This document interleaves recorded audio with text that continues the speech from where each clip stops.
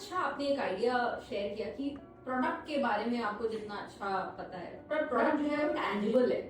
अब अगर यहीं पे इंटैंजिबल चीज है, जैसे सर्विस फॉर एग्जांपल, जो दिखती नहीं है, आप जब तक यूज नहीं करोगे आपको पता नहीं होगी, ऐसे में मैं अपने कस्टमर को कैसे कंसल्ट करके सेल कर सकती हूँ? ताकि चाहे प्रोडक्ट बेच लो चाहे आप सर्विस बेच लो, आप एक नीड फुलफिल करो, राइट? अब वो नीड मेरी किसी प्रोडक्ट से फुलफिल हो रही है या मेरी किसी सर्विस के थ्रू फुलफिल हो रही है, पर उस नीड को समझना और उस किस इकोसिस्टम में वो नीड क्रिएट हो रही है उसमें उस नीड को फिट करना बहुत इंपॉर्टेंट है।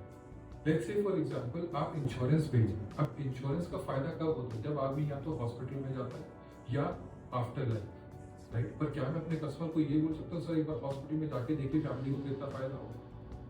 नहीं, right? So eventually what I need to understand is मुझे वो अवेयरनेस स्प्रेड करनी है। तरीके अलग होते हैं। प्रोडक्ट में तो आपने सेंस ऑफ ओनरशिप दे दिया, हाथ में प्रोडक्ट पकड़ा दिया का सर देखिए यूज करके। आप गाड़ी लेने का आपको टॉप मॉडल की टेस्ट ड्राइव दे दी, आपको सेंस ऑफ ओनरशिप मिलेगी। सर्विस पे सेंस ऑफ ओनरशिप कैसी होती है? जब आप कस्टमर को अवेयर करते हो कि इस सर्विस की जरूरत कब कब पड़ेगी, राइट? आज इंटरनेट एक सर्विस है, राइट? अब जब आप इंटरनेट बेचने जा रहे हो, एक आईएसपी प्रोवाइडर जो है वो कैसे सर्विस बेचते हैं, कैसे अपने बिल प्लान क्रिएट करते हैं, तो इवेंचुअली वो वही है कि वो जरूरत समझते हैं कि अगर एक छोटा हाउस होल्ड है तो उसको कितने जीबी इंटरनेट चाहिए होगा। अगर उस हाउस होल्ड में कुछ वर्किंग प्रोफेशनल्स हैं जो वर्क फ्रॉम होम करते हैं, उनको क्या चाहिए होगा। और उसमें अगर एक बड़ी फैमिली रहती है जिसमें बच्चे स्कूल भी जाते हैं, कुछ लोग काम पे भी जाते हैं, कुछ लोग घर पे भी रहते हैं, कुछ घर के बुजुर्ग है जो टीवी भी देखते हैं, तो उन सबके लिए अलग अलग पैकेजेस बनते हैं। तो वहां सर्विस क्या है, वो नीड बेस्ड सेलिंग कि कौन सी नीड, तो आपको अपने कस्टमर के हर सेगमेंट को समझना पड़ेगा। अपने कस्टमर की कौन से ऐसी कस्टमर्स है, जैसे सेल्स में मैं एक बहुत इंपॉर्टेंट चीज कहता हूँ कि अंडरस्टैंड योर कस्टमर्स कस्टमर। अब अगर मैं बायर हूँ तो मैं किसके लिए वो चीज खरीद रहा हूँ? अपने लिए खरीद रहा हूँ तो मैं ही अपना कस्टमर हूँ एंड माई कस्टमर हूँ।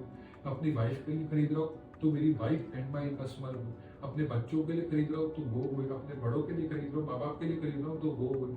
तो उनको समझना, उनकी जरूरत को समझना, उस सर्विस से रिलेटेड या प्रोडक्ट से रिलेटेड, और फिर अपने पिच को उसके हिसाब से कस्टमाइज करना और सिचुएशंस समझाना, स्टोरी टेलिंग करना कि जब आप ऐसा करेंगे तो ये होगा, जब आप ऐसा करेंगे तो ये होगा।